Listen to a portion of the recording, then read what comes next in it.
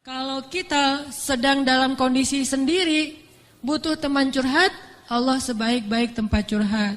Butuh pertolongan, Allah sebaik-baik penolong. Butuh kebaikan, Allah memiliki segala kebaikan. Butuh jalan keluar, Allah lah yang satu-satunya yang punya jalan keluar dari semua kebuntuan hidup kita. Makin banyak masalah, makin dekat sama Allah. Enggak apa-apa kalau kita ngerasa, saya mah enggak pede dekat sama Allah. Kenapa? Saya banyak dosa. Kalau gitu dekat sama Allah sebagai pendosa. Gimana dekat sama Allah sebagai pendosa? Tadi, Rabbi zalamtu nafsi faghfirli. Ya Rabbi, saya menzalimi diri saya sendiri, maka ampunkanlah dosa saya. Deketin Allah dengan minta ampun. Enggak pede datang ke Allah. Kenapa? Soalnya takut ngecewain Allah. Kan kita udah minta, nanti Allah ngasih. Udah gitu, namanya manusia kadang-kadang kalau udah selesai dari masalah, balik lagi dia. Jauh lagi dari Allah, lalai lagi, dosa lagi, kan suka gitu. Karena kita masih kayak ragu sama kemampuan kita, saya bisa nggak ya istiqomah? Saya bisa nggak ya taubatan nasuha? Daripada nanti saya udah minta sama Allah, Allah tahu banget kalau saya itu masih labil, kan nggak enak. Udah nggak apa-apa, kita berbuat dosa, datang lagi sama Allah. Dosa lagi, datang lagi sama Allah. Kapan sih Allah pernah putus asa mengampuni dosa hambanya? Yang ada itu adalah hambanya putus asa minta ampun kepada Allah. Allah mah gak pernah putus asa. Gak ada kalimat satupun di Al-Quran dan hadis Allah bilang gini, saya gak akan ngampunin dosa kamu lagi. Kenapa? Udah 3 kali saya ampunin, kamu ulangi. Gak pernah Allah ngomong kayak gitu. Baik di Al-Quran gak pernah, di hadis gak ada. Baik hadis Nabi gak ada, hadis Qudsi juga gak ada. Gak ada cerita Allah itu ketika kita datang pertama, ya diampunin. Datang kedua, udah deh. Datang ketiga, ini terakhir ya. Allah gak pernah ngomong gitu kan. Pas yang keempat, tidak ada maaf bagimu. Enggak ada Allah ngomong kayak gitu. Selalu, wahai hambaku, qul ya ibadiyalladzina asrafu ala anfusihim. Katakan kepada hambaku yang sudah banyak dosa dan menzalimi diri sendiri. Qul ya ibadiyalladzina asrafu ala anfusihim. Allah tuh baik banget loh sama kita. Allah tahu kita banyak dosa, tapi Allah masih manggil kita tuh ibadi, hambaku gitu coba. Itu panggilan lembut loh dari Allah. Allah kalau kasar panggil nama, ya Hanan, itu kasar tuh. Tapi ya ayah abdi itu lembut. Sama kayak Aisyah kalau marah sama Rasulullah manggilnya Muhammad. Aisyah, ini kata Aisyah sendiri, Aisyah radhiyallahu anha. Jadi kalau Aisyah manggil Rasulullah, ya Rasulullah, itu lagi enak tuh perasaannya, lagi moodnya lagi enak. Tapi kalau ya Muhammad, itu lagi marah. Tapi Rasul dipanggil Muhammad biasa-biasa aja ya. Kita mah kalau dipanggil nama, istri celaka nih, durhaka segala macam, keluar dalil. Nabi aja yang punya dalil nggak pernah ngeluarin, kita yang nggak punya dalil suka ngeluarin, kan aneh tuh. Hadis itu ucapan siapa? Ucapan Nabi kan? Ucapan saya apa ucapan Nabi? Lalu kenapa saya lebih sering mengeluarkan hadis itu daripada Nabi? Kan aneh tuh. Nabi aja yang ucapan beliau sendiri, hadis beliau sendiri, nggak pernah ngeluarin hadis-hadis tentang istri harus kayak gini untuk ngedidik istrinya supaya istrinya tunduk, nggak. Nabi mah ngeluarkan hadis itu kepada kaum muslimah dalam suasana yang nyaman. Tapi kalau lagi marah nggak mau pakai hadis, nggak mau pakai ayat. Kita kalau lagi marah ayat hadis keluar semua tuh. Jadi taklim kita itu bahan untuk marah gitu. Kalau lagi marah ntar saya keluarin nih ayat-ayat yang kemarin saya dengar di ta'lim. Allah tuh baik banget sama kita. Udah banyak dosa masih manggil abdi. Ibadi kalau yang banyak mah. Qul ya ibadiyalladzina asrafu ala anfusihim. Katakan kepada hamba-hambaku. Sama kayak ibu manggil ya Bunayya, wahai anakku, anakku. Udah sering ngecewain ibunya, masih dipanggil anakku, enggak dipanggil nama. Saking maha baiknya Allah kepada hamba. Katakan kepada hamba-hambaku yang melampaui batas. Arti melampaui batas berarti dosanya tuh udah enggak kehitung, udah banyak banget.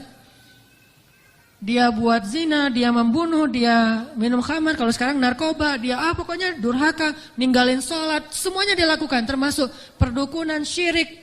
Tapi Allah masih bilang, Qul ya ibadiyalladzina asrafu ala anfusihim. Apa pesannya? La taqnatu min rahmatillah. Jangan putus asa minta ampun sama Allah. Coba. Gak pernah Allah putus asa ngampunin kita. Yang ada kita putus asa minta ampun sama Allah.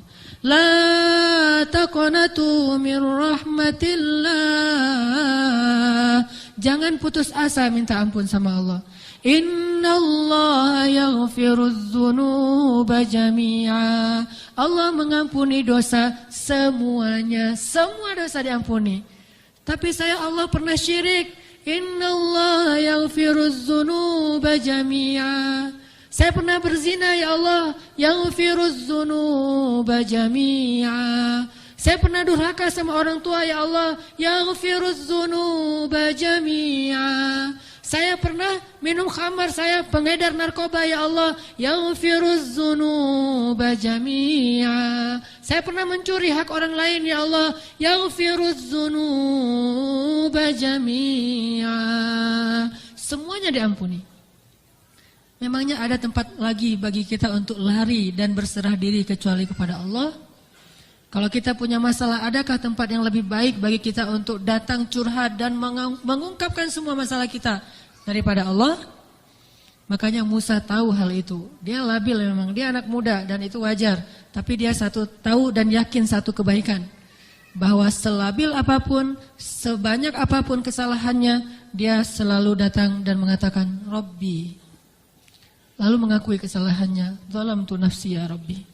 Salah lagi, bilang lagi, Rabbi zalamtu nafsi, ini gimana nih ya Allah, saya salah melulu. Salah lagi ya Allah, salah lagi deh. Salah lagi ya Allah, salah terus. Salah lagi ya Allah, tolong dong, saya pengen berubah. Terus aja gitu. Jangan datang kepada manusia, makin sering kita datang kepada manusia, kita makin rendah. Makin sering kita datang kepada Allah, kita makin tinggi. Datang lagi, datang lagi. Gimana cara datangnya? Nggak susah, datang sama Allah tuh nggak perlu dicari. Nggak ada cerita, Allah lagi lowbat, nggak ada. Kalau manusia kita japri, kita telepon lagi lowbat, dia nggak akan. Atau lagi enak-enak telepon, tiba-tiba mati teleponnya. Gara-gara kita teleponnya pakai WhatsApp call. Jadi kalau ada masuk telepon yang keputus gitu kan ya, cari yang gratis. Kalau ke Allah mah gratis dan nggak akan keputus. Call Allah mah gratis, tinggal gini doang nih. Jadi teleponnya di telapak tangan kita ini adalah gadgetnya. Gini nih. Tekan nomornya gimana? Tekan nomornya itu tinggal ngomong, nggak perlu ditekan-tekan. Ngomong aja, Rabbi, udah langsung terhubung tuh, kan cepat banget. Kayak ada telepon gitu ya, nama istri saya Sarah, sekarang dia ada di atas. Saya kayak misalnya saya mau nelpon istri saya, terus saya nyalain handphone, Sarah, halo, dia manggil saya Albi, Albi itu artinya kekasihku. Albi gitu kan, ada nggak telepon kayak gitu, bisa nggak? Ada ya, cuma jarang, saya juga nggak bisa nih, nggak tahu cara nyetelnya. Jadi kalau mau nelpon istri kita, istriku, langsung calling gitu, dan dia langsung ngangkat, nggak lama-lama, kita nunggu lama kok nggak diangkat-angkat, alasannya lagi, kenapa sih nggak diangkat-angkat? Maaf tadi lagi di kamar mandi, misalkan suka gitu tuh. Allah mah nggak ada cerita gituan. Miss call 10, yang ke-11 baru diangkat, nggak ada tuh. Allah mah nggak ada miss call, nggak ada disconnect, nggak ada sinyal jelek, nggak ada habis pulsa, nggak ada kepotong sama call yang lebih berbayar mahal. Gak ada yang kayak gitu-gituan.